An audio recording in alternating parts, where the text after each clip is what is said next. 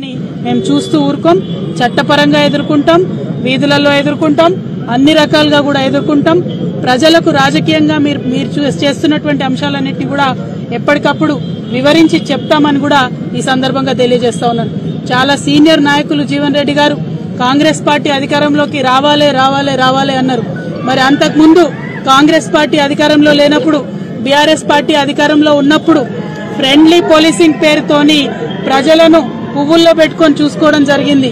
ఏ party కార్యకర్తలైనా వారి మీద రాజకీయ పరంగా మేము పోరాటం చేసినాం తప్పితే చట్టాన్ని వాడుకొని, పోలీసులను వాడుకొని ఇట్లా ఎప్పుడు కక్ష తీర్చుకోలేదు.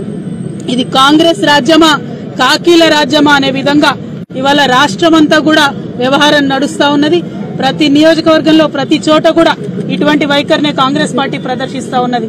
కాకపోతే జీవన్ రెడ్డి గారికి మేము హితవు చెప్తా ఉన్నాం, ఇటువంటి వైఖరి ఎక్కువ రోజులు నిలబడదు, ప్రజలు తిరగబడతారు. ఇప్పుడు మీరు వాగ్దానం చేసినటువంటి అమలు చేసేటటువంటి ప్రయత్నం చేయండి.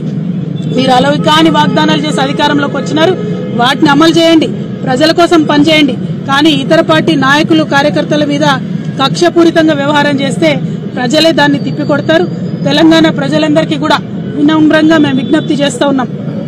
నిన్న కూడా మీరు చూస్తున్నారు, యూనివర్సిటీలో శాంతియుతంగా ధర్నా చేస్తున్నటువంటి ఆడపిల్లల్ని జుట్టు బట్టి లాగి మహిళా పోలీసులు మరి పడగొట్టినటువంటి పరిస్థితిని మీరు చూసినారు.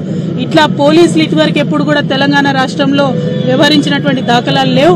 మరి వాళ్ళ కాంగ్రెస్ పార్టీ వచ్చినాక కొత్త ఒరవడి ప్రారంభమైంది. మరి ఇటువంటి అధికారం పోలీసులకు ఇచ్చి ఇది నిజంగా కాంగ్రెస్ పార్టీ రాజ్యమా, కాకీల రాజ్యమా అనే విధంగా చేస్తా ఉన్నారు. దీన్ని మేము తీవ్రంగా ఖండిస్తా ఉన్నాం. బీఆర్ఎస్ పార్టీ నాయకులు, కార్యకర్తలు అందరూ కూడా ధైర్యంగా ఉందాం. మనం ఉద్యమాలు చేసి, పోరాటాలు చేసి వచ్చినటువంటి వాళ్ళం. ఇదే కాకీల మీద, ఇదే కాంగ్రెస్ పార్టీ మీద ఉద్యమాలు చేసి తెలంగాణ రాష్ట్రం తెచ్చుకున్న వాళ్ళం కాబట్టి మనం అదే స్ఫూర్తితో ముందుకు వెళ్దాం. అల్టిమేట్ గా మనకు కావాల్సింది తెలంగాణ ప్రజలు బాగుండాలి.